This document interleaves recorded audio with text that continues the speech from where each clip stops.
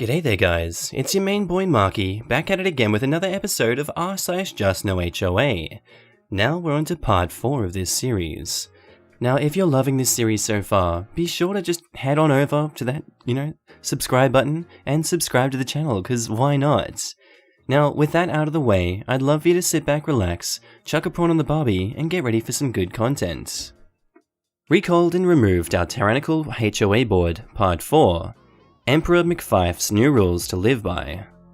So after I revealed that the board had been falsifying meeting minutes and election results combined with their behavior at the annual meeting, their reputation in the community was at an all-time low.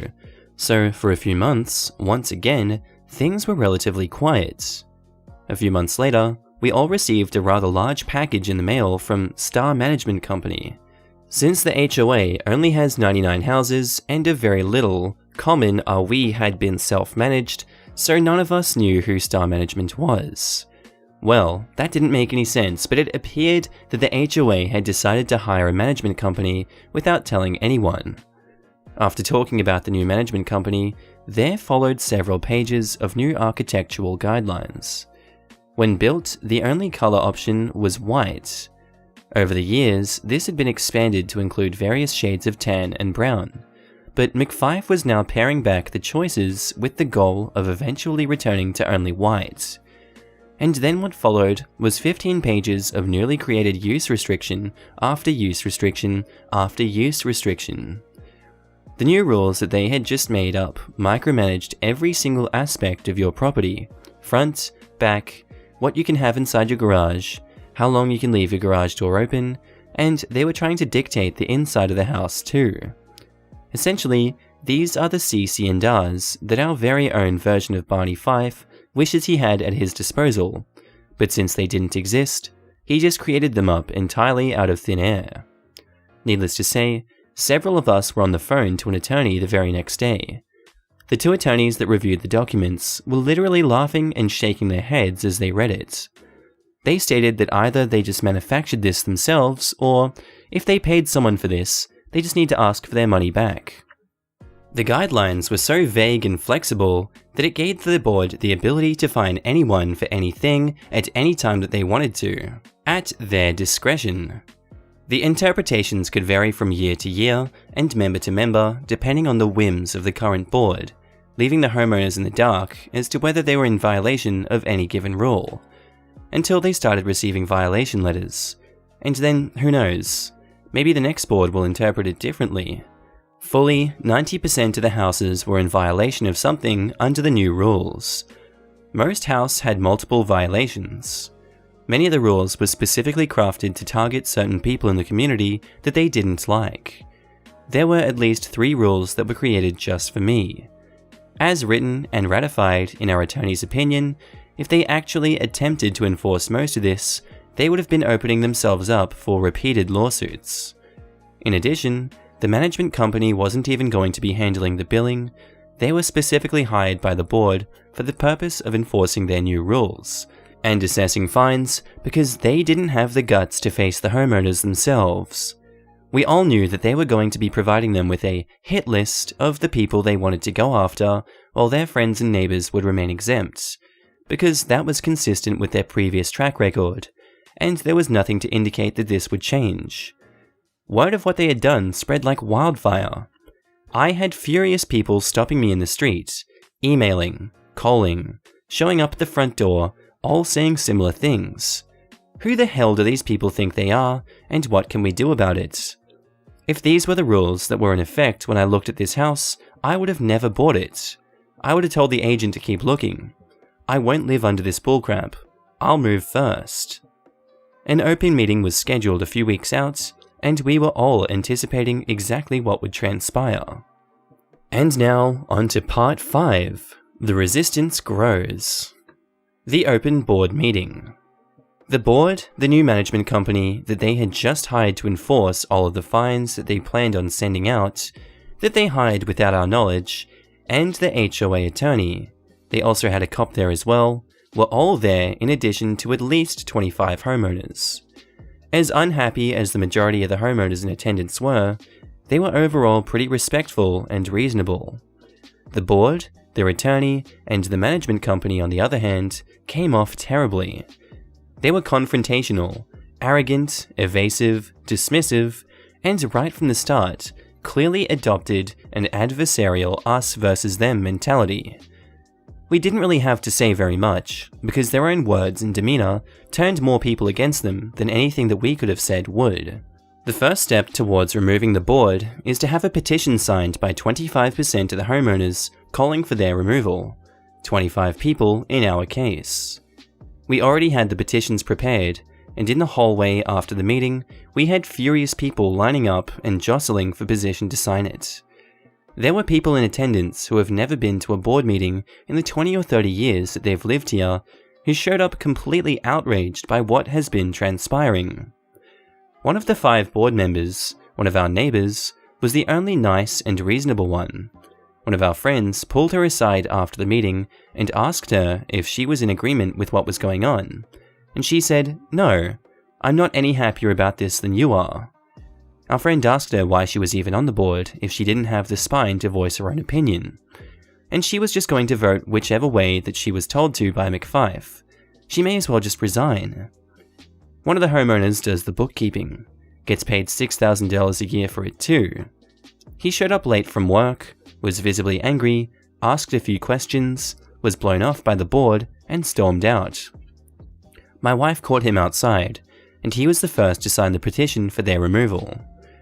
Off the top of my head, of the 25 residents in attendance, we obtained 22 signatures, not counting the board of course. The problem was that we knew for a fact that they would try to rig the election by stuffing the ballot box, making ballots disappear, try to schedule the meetings and subsequent election on a holiday to try to prevent us from getting the 20 attendees needed for a quorum for the removal of the board, etc.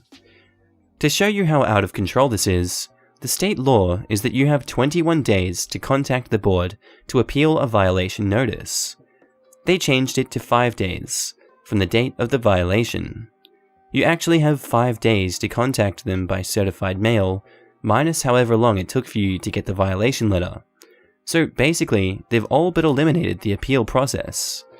It would seem to me that even if you were legitimately in violation of something, if they refused you a hearing because it took you 7 days to contact them, that they would be in violation of state law and that you could get off it on a technicality. They couldn't or wouldn't give a straight answer to anything. The lawyer frequently got up and pontificated at length, deflecting the question by droning on and on about something else. When asked about the questionable 5-day appeal process, or asked direct questions about the ludicrous new use restrictions and how they were going to enforce them, they gave vague, wishy-washy answers like, "Well, we'll consider it case by case. It's a living document subject to amending at any given time. We can't answer that we'll have to play it by ear," etc. In other words, we're just going to make it up as we go. Days after the meeting, when we found out that a petition was being circulated, they released another one of their infamous newsletters, which previously had been used as a sounding board by them to personally attack us for 9 months straight. It quickly degenerated into a 5-page hysterical rant, as they became more and more unhinged, which only confirmed everything that they had been telling people for the previous 9 months. They carried on about how every board before they took over was derelict and incompetent. The community was spiraling into the toilet, and they heroically rode in and saved the day for all of us. How this community survived for over 30 years without them, we'll never know. Our attorney described it as sanctimonious. They also featured my wife and I in another one of their nearly monthly personal attacks, essentially painting us out as absentee owners who have literally not done any maintenance to the property in a decade. Of course, none of these allegations have any basis in reality. Things ran far better under the previous boards, and we personally put in a good $50,000 into improvements to the property, since we owned it and had never paid a single penny in fines in 20 years of living in an HOA. The only reason that we didn't file a civil suit for the defamation and harassment, as it would have been counterproductive to do so at the time, as the main goal was getting them removed. We eventually ended up getting 55 signatures, out of 99 houses, well over the minimum 25 that we needed. The one reasonable board member that we knew resigned over the whole situation. The homeowner, who has been doing the bookkeeping, resigned, and the management company that they hired wanted out too. One of our friends called the management company, and they told her that they didn't feel that the board has been honest with them, and when they saw that a large percentage of the homeowners were furious with the board, they wanted out. The board was required by law to schedule a meeting where we would be voting to determine on whether or not the remaining 4 board members would be removed or not. The board took a business-as-usual position and just stuck their heads in the sand, trying to act as if nothing was going on. We anticipated that they would try to push the meeting and vote out as long as possible, and hope that things cool down. People go out of town for the summer, etc., and that maybe they can manage to avoid being removed if apathy sets in, and people won't show up to the meeting or bother to vote. We also knew that this was really only a short-term solution, that basically just kicked the problem down the road for someone else to deal with later. Once things settle down, inevitably, homeowner complacency and apathy sets in. People don't go to meetings, they don't vote in board elections, won't run for the board, and eventually, the same idiots will get back on the board the same way that they got in the first place. They'll run uncontested. But in the short term, we still lived there, and just trying to sell our house with the new house rules in effect would make it more difficult. Early on, our attorney tried to reason with the board and their attorney, and they basically told us to go frick off and challenged us to take them to court, not considering that we could just go the recall route and get them all removed. I did a Google search on the attorney that the board was using and found at least 4 articles where she had represented an HOA board against a lawsuit by the homeowners. So this is just what she does. After it all hit the fan, she lied to her boss in an email that I saw trying to cover her tracks and claimed that she wasn't kept informed of what the old board had been up to. The problem is that we had her on tape at one of the meetings, preaching at length, basically telling us at the board that this was a dictatorship and that they had the power to just make up whatever they wanted and there wasn't anything that we could do about it. How wrong they later found out they were. They're lucky that it didn't end up in court. We had concrete proof that the attorney's lies and of the board committing fraud and falsified meeting minutes and election results. And they knew that I knew all of the above, and they also knew that we weren't going to back down or go away. So they really had no other option than to follow through with the recall election. Find out the end of this story in the next episode, guys. Hope you look forward to it. What's gonna happen? Tell me down in the comments below. I hope you guys had a good day, night, evening, sleep, whatever you're up to. Go to Marky, r/Marky on subreddits, and post your stories. I'd love to hear from you guys, and as always, I hope you had a good day. Bye.